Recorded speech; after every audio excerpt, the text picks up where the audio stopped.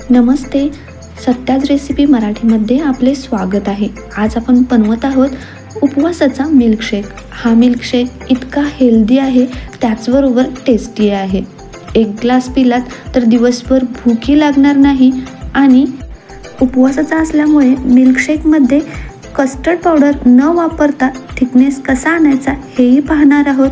चला तर रेसिपीला सुरुवात करूया. त्याआधी माझ्या चॅनलला अजून सबस्क्राईब केलं नसेल तर प्लीज सबस्क्राईब करून घ्या आणि बेल आयकॉनवर क्लिक करा.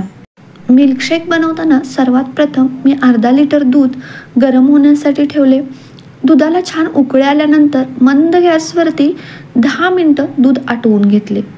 आटलेल्या दुधामुळे मिल्कशेकला खूप छान टेस्ट येते.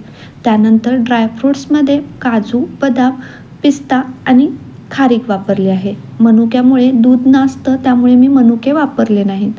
ड्रायफ्रूट्समध्ये मी 8 ते 10 बदाम, 8 ते 10 काजू, 4 ते 5 खजूर आणि 5 ते 6 पिस्ते घेतले आहेत. त्यानंतर 3 ते 4 वेलची हलक्याशा कुटून ॲड केल्या. तसेच यामध्ये 1 वाटी गरम दूध ॲड केले आणि 15 मिनिटांसाठी भिजत ठेवले. खजूर वापरल्यामुळे मिल्कशेकला थोडासा कलर चेंज होतो, पण मिल्कशेकला छान थिकनेसही येतो आणि टेस्टही खूप छान येते. या मिल्कशेकमध्ये आपण ड्रायफ्रूट्ससोबत फ्रूट्सही टाकणार आहोत, त्यामुळे मिल्कशेकची टेस्ट अजून वाढते. फ्रूट्समध्ये मी डाळिंब, सफरचंद आणि किवी घेतला आहे. तुम्ही तुमच्या आवडीनुसार फ्रूट्स वापरू शकता.